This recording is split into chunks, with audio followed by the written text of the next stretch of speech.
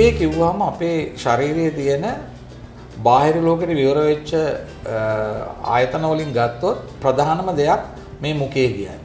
එතකොට මුඛය අපිට ඉතාමත්ම වැදගත් වෙනවා. මුඛයේ තියෙන ප්‍රධානම ඉන්ද්‍රිය තමයි දත්. දත් කොහොමද රැකගන්නේ? ඊළඟට දිව. දිව කොහොමද රැකගන්නේ? ඊළඟට මුඛය ඇතුලේ තියෙන පේශීන් කොහොමද රැකගන්නේ?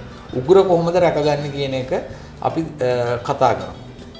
ආයුර්වේදයේ හඳුන්වනවා මුඛ සෞඛ්‍ය ගැන කිව්වහම අපි මුලින්ම අපි අපේ මුතුන් මිත්තන් අපි මුඛ සෞඛ්‍ය දත් පිරිසුදු කරේ දැහැටි වර්ග වලින්. දැහැටි කිව්වහම මූණ මල් දැහැට්ට ඒ වගේ දැහැටි වර්ග ඒව ඖෂධීය දැහැටි කූරු. එවෙන් කොපමණ වේලාවක් මේ දත් පිරිසුදු කළ යුතුද කියන එකත් ආයුර්වේදයේ කියලා තියෙනවා. මම හිතන්නේ අපේ ගොඩක් කාර්යබහුල අද කාර්යබහුලලා ඉන්න අපේ සමාජයේ මුඛ සෞඛ්‍ය ගැන මම හිතන්නේ සැලකිලිමත් වෙන්නෙම නැහැ. හැබැයි ඒක ගැන සැලකිලිමත් විය යුතුමයි. අපි දත් මැදීමේදී දත් පිරිසුදු කළ යුතු ආකාරය. ඒ කියන්නේ දත් වර්ග 4ක් තියෙනවා. ඒ 4 පිරිසුදු කළ යුතු ආකාරය වෙන වෙනම කියලා තියෙනවා. පෙලක් දත් තියෙනවා උඩ යට විදිහට පිරිසුදු කරනවා. පෙලක් ඒවා තියෙනවා පැත්තට පිරිසුදු කළ යුතු දේවල්. ඒ වගේ මේකේ හරියටම දක්වලා තියෙනවා කොහොමද මේ දත් ටික පිරිසුදු කරගන්නේ කියන එක. එතකොට ඊළඟට දත් වලට අමතරව අපේ දිව කොහොමද පිරිසුදු කරගන්නේ කියන එක. දිව මදින්න ඕනේ. ඊළඟට දිවට අවශ්‍ය මුඛ සෝදන වගේ දේවල් වලින් මුඛයේ තියෙන බැක්ටීරියා වර්ග නැති කරගන්න ඕනේ. ඊට පස්සේ කොහොමද අපි දිවට වඩාත් රස්නේ දේවල් ළඟා කළ යුතු නැහැ. ගොඩාක්ම සීතල ආහාර ළඟා කළ යුතු නැහැ. ඒ වගේම අපි දවසට කීපාරක් දත් පිරිසුදු කළ යුතුද?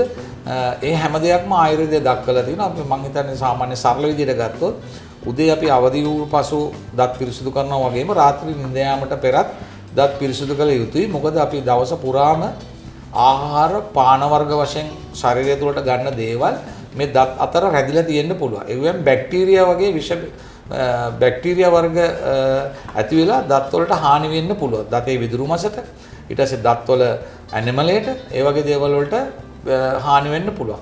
ඒ හින්දා ආයුර්වේදයේ කියලා තියෙනවා මුඛ සෞඛ්‍ය තබා ගැනීමට සුදුසු දැහැටි කූරකින් මුඛය පිරිසිදු කළ යුතුයි. අද කාලේ දැහැටි කූරු නැති නිසා සුදුසු ඖෂධීය දත් බෙහෙත් කුඩකින් හෝ දන්ත චූර්ණයකින් හෝ දන්තා ලේපයකින් දත් වලට හිතකර දත් බුරුසුවකින් මේ දත් පිරිසිදු කළ යුතුයි. ඒ පිරිසිදු කළ යුතු කාලය කියලා තියෙන්නේ විනාඩි 2ක් හෝ 3ක් අතර කාලයක්. මම හිතන්නේ ගොඩක් අය කාර්යබහුල වුණාම දත් මදින එක කරනවා, මේ මූණ හොදන ගමන් කරනවා, පාරේ යන ගමන් කරනවා, වාහනේ යන ගමන් කරනවා, නැත්නම් වෙන වැඩක් කරන ගමන් කරනවා. එහෙම කළ යුතු නෑ. අපි හැමතිස්සෙම සතියෙන් වැඩ කරන්න ඕනේ. සතියෙන් කියන්නේ කල්පනාවෙන් වැඩ කරන්න ඕනේ. මොන දේ කරත්. එතකොට අපි දත් පිරිසිදු කළ යුතු කාලේ විනාඩි 2ක් 3ක් අතර කාලයක් අපි දත් පිරිසිදු කළ යුතුයි. ඒ වගේම අපි විශේෂ අවධානයක් යොමු කරුවේ දිවට. දිවත් මෘදු දෙයකින් අපි පිරිසිදු කළ යුතුයි. ආයුර්වේදය නම් කියන්නේ ඔකට තියෙනවා දිව පිරිසිදු කරන්න කූරක්. පෙත්තක් වගේ මම හිතන්නේ දිව මදින ආයුර්වේදයේ හදපු දෙයක් තියෙනවා. ඒකට කියන්නේ මේ දිව සුද්ධ කරන දැහැටි කූරක් වගේ එකක්. ඒකෙන් දිව පිරිසිදු කළ යුතුයි. නමුත් ඒවා දැන් අද වෙළඳ පොලේ බහුලව නැහැ. නමුත් අපි ඊටමන් මෘදු දත් බුරුසුවකින් දිවට තුවාල සිදු වෙන්නේ නැති විදිහට, නමුත් බැක්ටීරියා ඉවත් වෙන විදිහට අපි දිව පිරිසුදු කරගත යුතුයි. ඊළඟට අපි රැකගත යුතුම දේ තමයි විදුරු මස. විදුරු මස හා දිව කියනවා හරිම සංවේදී ස්ථාන.